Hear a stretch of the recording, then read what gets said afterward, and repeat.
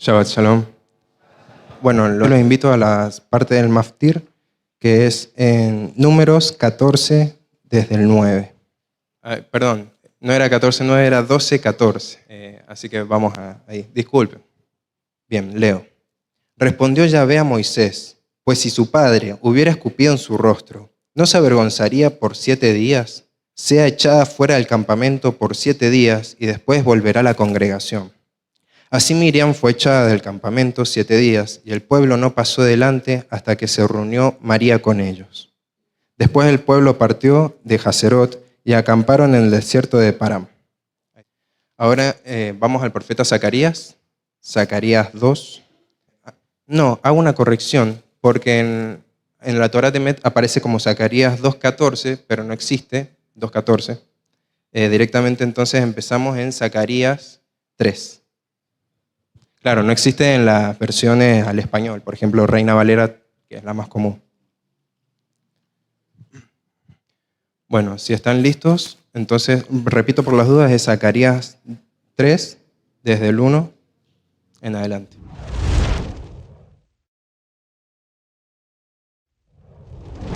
Me mostró al sumo sacerdote Josué, el cual estaba delante del ángel de Yahvé, y Satanás estaba a su mano derecha para acusarle. Y dijo Yahvé a Satanás: Yahvé te reprenda, oh Satanás, Yahvé que ha escogido a Jerusalén te reprenda. ¿No es este un tizón arrebatado del incendio?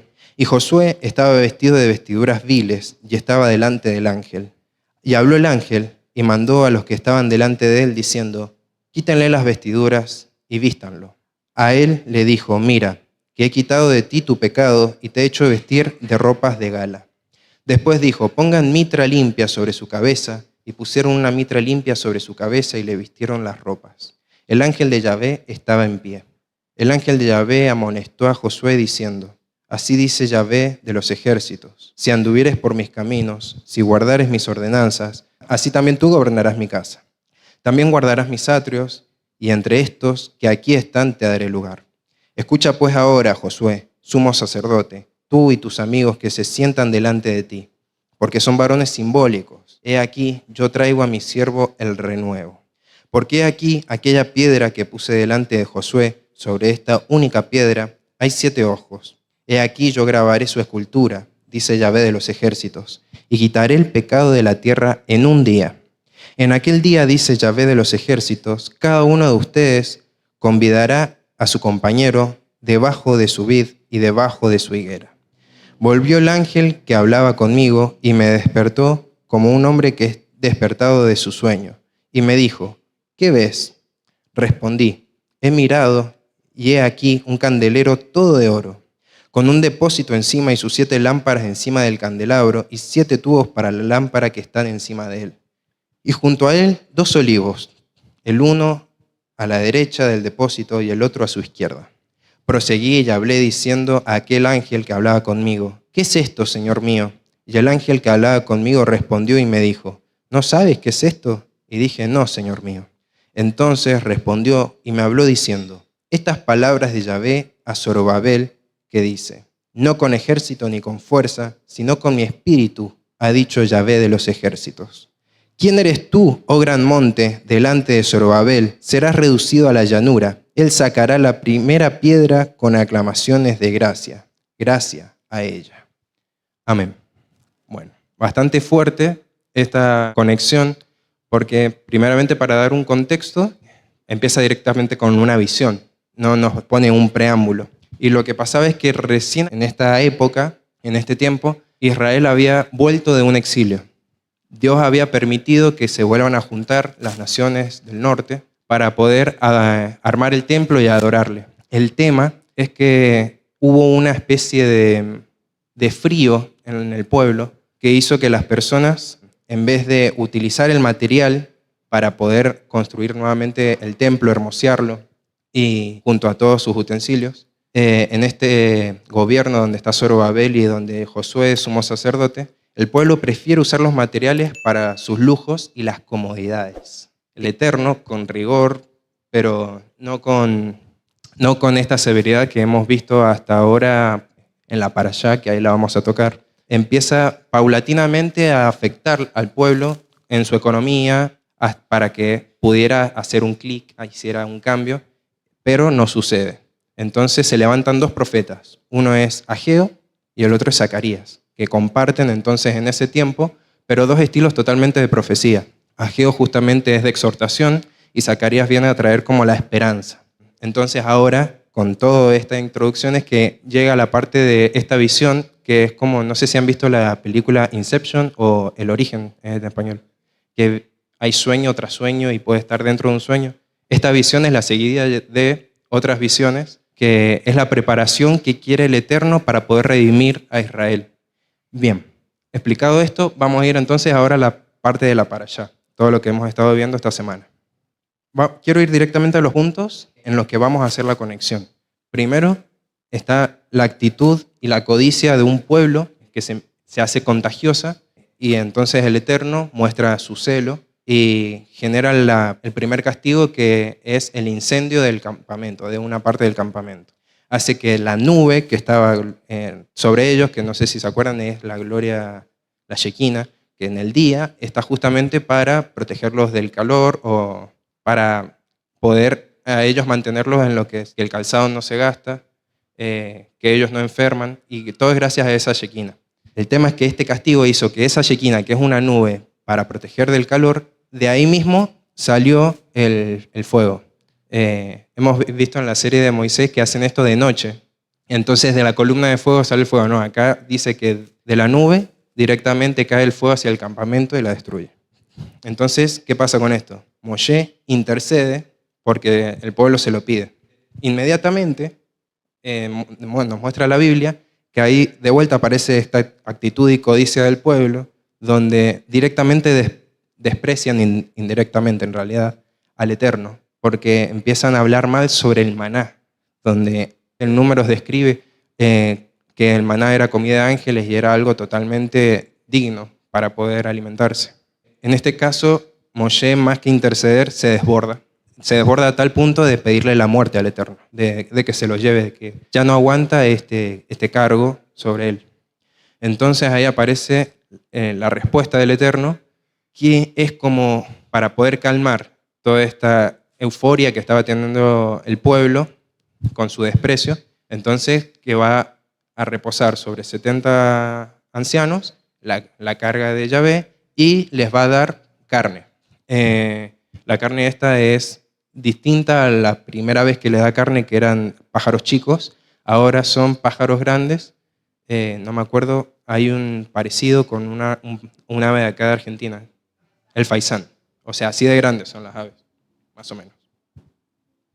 Entonces se llenó el campamento de un día a pie, de este tipo de ave, hasta llenar más o menos 10 homers, que vendría equivaliendo a 450 kilos.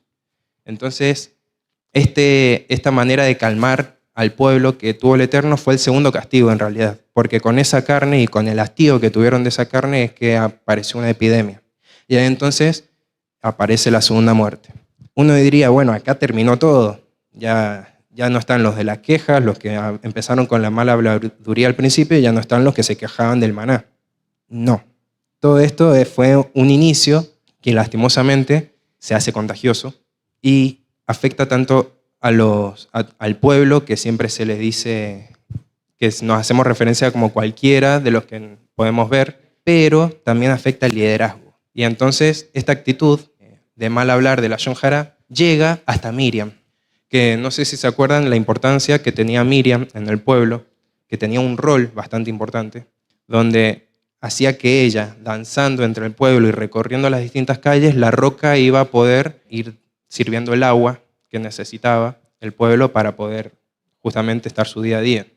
El tema es que ahora Miriam hace esa Lashon Hara contra Moisés, y acá entonces directamente es el Eterno quien defiende a Moisés, y Miriam termina con la Sará. Moshe vuelve a interceder para que Miriam pudiera sobrevivir, vivir a esta plaga. Y bueno, entra en cuarentena y después regresa, que es lo que alcanzamos a ver en el mástil. La parashá tiene muchísimas cosas más antes de todo esto que les dije. Esta es la segunda parte. Entonces, quiero que tengamos esto como las similitudes con la Haftará que acabamos de leer, en realidad con el sueño, pero más que nada con el contexto de lo que le había planteado de cómo era el pueblo en la época de Zacarías.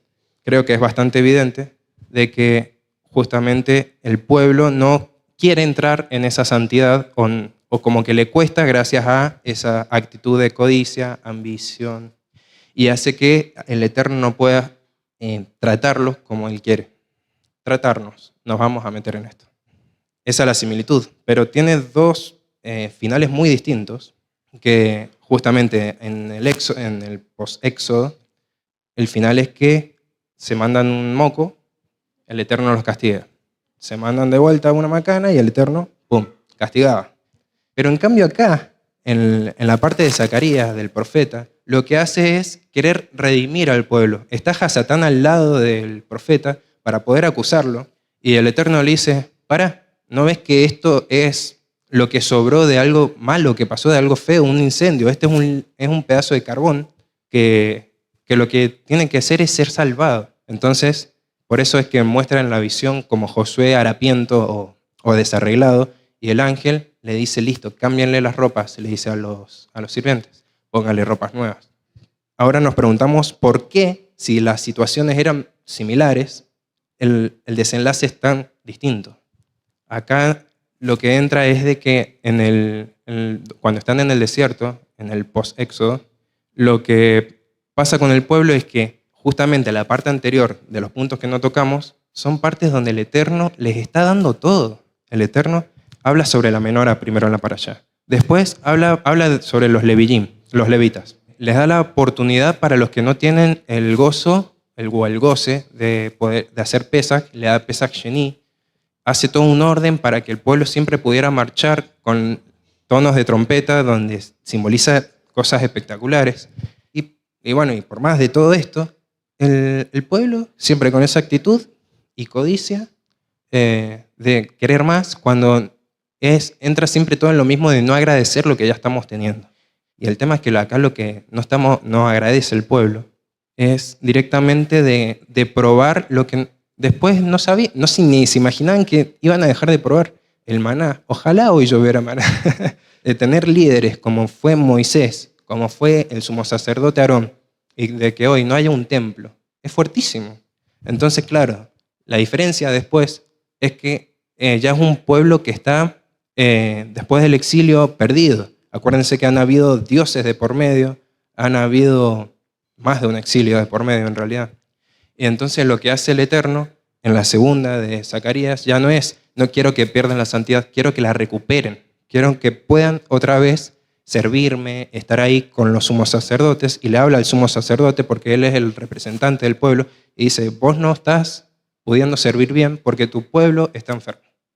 Entonces por eso le da estas hermosas oportunidades, se lo presenta al profeta, pero sería como darle la oportunidad al sumo sacerdote de él elevarse y hacer, el rol de sacerdote de elevar al pueblo y a la creación con él. Bien, dicho entonces las similitudes, las diferencias y el por qué, ahora toquemos unos puntos bastante clave. Cuando a lo último de la visión dice, que lo puedo volver a leer, en el versículo 7, perdón. ¿Quién eres tú, oh gran monte? Delante de Zorobabel serás reducido a llanura. Él sacará la piedra con aclamaciones. De gracia, gracia a ella. Yo había leído la Haftará desde la Torá Temet y, dice, no es con espada ni con fuerza, es con el espíritu de Hashem, del Eterno. Y dice que lo que canta no es solo gracia, es hermoso, hermoso. Es como que de repente es una profecía donde ya es un pueblo despierto.